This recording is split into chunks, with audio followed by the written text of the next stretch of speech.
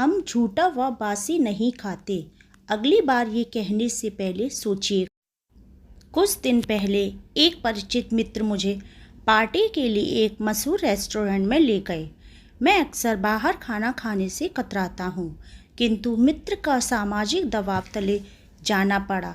आजकल पनीर खाना रईसी की निशानी है, इसलिए उन्होंने कुछ डिश पनीर की ऑर्डर की। प्लेट में रखे पनीर के अनियमित टुकड़े मुझे कुछ अजीब से लगे। ऐसा लगा कि उन्हें काट चाट कर पकाया है।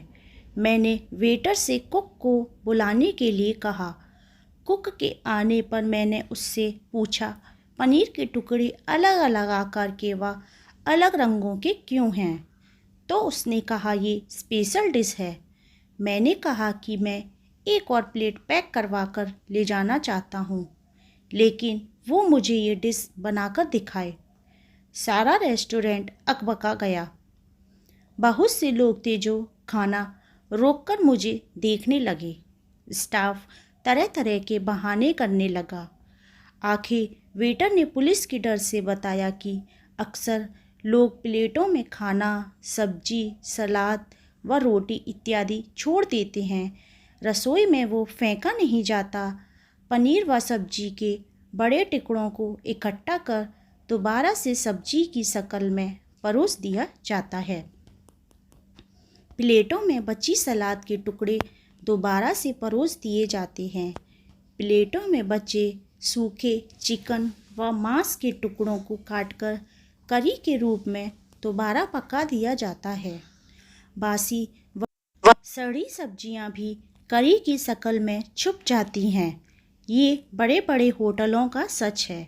असली बात जब प्लेट में खाना बचे तो उसे इकट्ठा कर एक प्लास्टिक की थैली में साथ ले जाएं व बाहर जाकर उसे या तो किसी जानवर को दे दें या स्वयं से कचरेदान में फेंकें, वरना क्या पता आपका झूठा खाना कोई और खाए या आप किसी और की प्लेट का बचा खाना खाएं।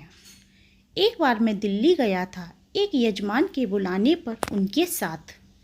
लंबी यात्रा के बाद हम सभी को कड़ाके की भूख लगी थी, सो एक साफ से दिखने वाले रेस्टोरेंट पर रुक गए। समय नष्ट ना करने के लिए खाना मंगाया गया।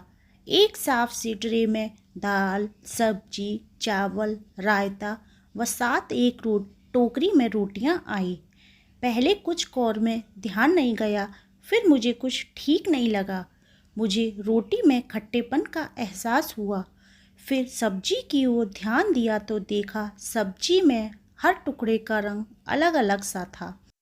चावल चखा तो वहाँ भी माजरा कुछ गड़बड़ था। सारा खाना छोड़ दिया। फिर काउंटर पर बिल पूछा तो 650 का बिल थमाया। मैंने कहा, भैया पैसे तो दूंगा, लेकिन एक बार आपने रसोई देखना चाहता हूँ। वो अटपटा गया और पूछने लगा, क्यों? मैंने कहा, जो पैसे देता है उसे देखने का हक है कि खाना साफ बनता है या नहीं। इससे पहले कि वो कुछ समझ पाता, मैंने होटल की रसोई की ओर रुख किया। आश्चर्य की सीमा ना रही जब देखा रसोई में कोई खाना नहीं पक रहा था। एक टोकरी में कुछ रोटियां पड़ी थीं। फ्रिज खोला तो खुले डिब्बों में अलग अलग प्रकार की पकी हुई सब्जियां पड़ी हुई थीं। कुछ खाने में तो फफूंद भी लगी हुई थी। फ्रिज से बदबू भी भभका आ रहा था। डांटने पर रसोइये ने बताया कि सब्जियां करीब 1 हफ्ता पुरानी हैं। परोसने के समय वो उन्हें कुछ तेल डालकर कढ़ाई में तेज गरम कर देता है और धनिया टमाटर से सजा देता है। रोटी का आटा 2 दिन में एक बार ही गूंथता है। कई कई घंटे जब बिजली चली जाती है तो खाना खराब होने लगता है, तो वो उसे तेज मसालों के पीछे छुपाकर परोस देते हैं। रोटी का आटा खराब हो तो उसे वो नॉन वेज बनाकर परोस देते हैं।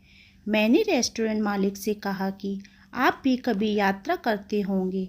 ईश्वर करे जब अगली बार आप भूख से बिलबिला रहे हों तो आपको बिल्कुल वैसा ही खाना मिले जैसा आप परोसते हैं। उसका चेहरा स्याह हो गया।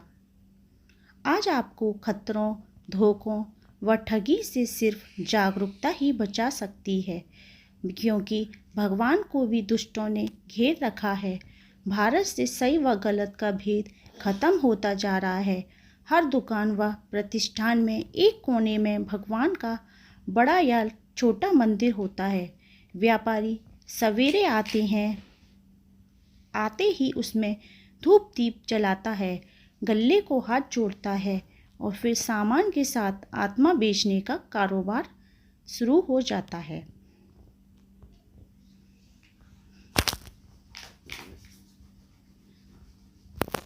भगवान से मांगते वक्त ये नहीं सोचते कि वो स्वयं दुनिया को क्या दे रहे हैं।